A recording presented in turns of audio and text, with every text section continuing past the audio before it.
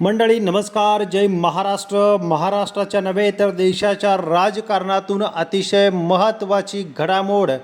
मंडळी, राज्याच्या राजकारणातला राजकीय भूकंपाने थेट दिल्लीतलं राजकारण हादरवलेलं आहे. या ठिकाणी अनेक खासदार आमदार फुटणार. बऱ्याच दिवसापासून चर्चा सुरू असतानाच ऑपरेशन लोटस नंतर चर्चेत राहिलेलं ऑपरेशन टायगर एकनाथ शिंदे यांनी उद्धव ठाकरे यांचे 6 खासदार फोडण्याचा पराक्रम करण्याचा प्रयत्न केला. मात्र या घटनेमुळे सत्य काहीतरी वेगळंच आहे आणि तेच जाणून घेऊया या व्हिडिओच्या माध्यमातून. नमस्कार मंडळी, आपल्या चॅनलवरती पुन्हा एकदा आपलं सर्वांचं सहर्ष स्वागत आहे.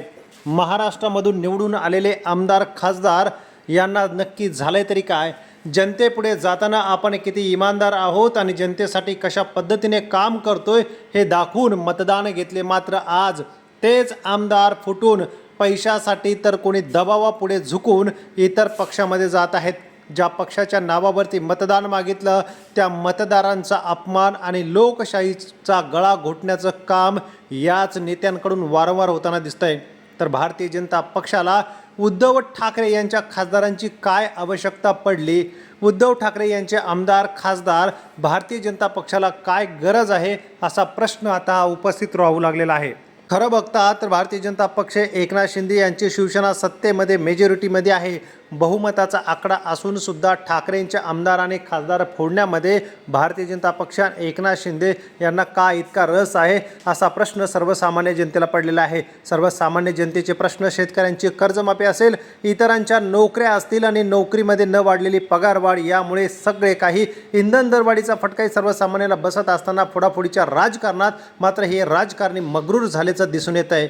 तर याच धर्तीवरती ऑपरेशन टायगरसाठी केलेले वेगवेगळी आखणी, वेगवेगळे प्लॅन, मात्र याच प्लॅनमधून आता नक्की कोण जिंकतोय आणि कोणाचा पराभव होतोय हे मात्र आता थोड्याच वेळामध्ये चित्र स्पष्ट होणार आहे. मात्र अतिशय महत्त्वाची जी अपडेट आलेली आहे, ऑपरेशन टायगर हे यशस्वी होताना दिसत नाही आहे. या ठिकाणी ज्या एकनाथ शिंदे यांच्यावरती विश्वास ठेवून आज तिकडे जात आहेत त्याच एकनाथ शिंदेंना भाजपच्या दबावामध्ये काम करत कसं करावं लागतं हे वारंवार दिसून येत आहे. मंडळी, ठाकरेंनी एकदम विश्वास ठेवला, भावासारखं जपलं ते ओमराजे निंबाळकर यांच्यासाठी ज्या अडचणीच्या काळात ठाकरे कुटुंबाने साथ दिली, आज त्यांनीही ठाकरेंची साथ सोडल्यामुळे धाराशिवमध्ये शिवसैनिक प्रचंड प्रमाणात चिडलेला आहे. तर भाऊसाहेब वाघचौरे शिर्डीमध्ये ज्यांना या ठिकाणी महायुतीने नाकारले, महाविकास आघाडीमध्ये तिकीट नका देऊ असं म्हणत होते, तरीही त्यांच्यावरती विश्वास ठेवून ठाकरेंनी तिकीट दिलं आणि खासदार केलं. त्यांनीही आज या ठिकाणी ठाकरेंची साथ सोडलेली आहे.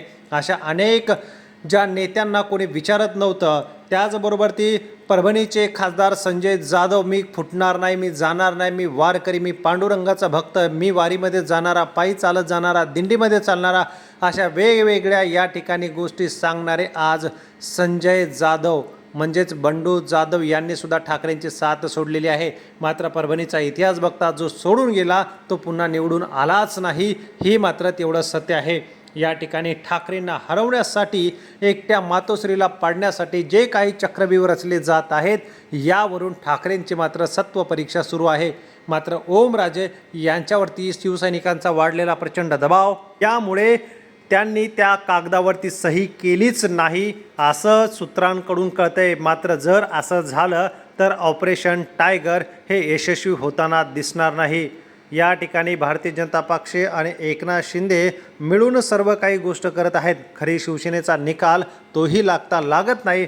मात्र या ठिकाणी उद्धव ठाकरे यांच्यासाठी ही परीक्षा खूप कठीण होताना दिसत आहे. विश्वास ठेवायचा तरी कोणावर आणि लोकांनी निवडून द्यायचं तरी कोणाला? ज्या भारतीय जनता पक्षाच्या विरोधात जाऊन लोकांनी मतदान केलं, भारतीय जनता पक्ष आणि शिंदे नको ज्यांच्या विरोधात जाऊन मतदान केलं, आज तेच खासदार फुटून जर तिकडे जात असतील तर जनतेने मतदान कोणाला करायचा असा प्रश्न आता जनतेमध्ये पडू लागलेला आहे.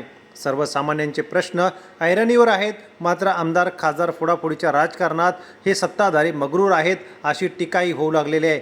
या सोडून जाणाऱ्यांबद्दल आपल्याला काय वाटतं? कमेंट करा, चॅनलला सबस्क्राईब करा. धन्यवाद.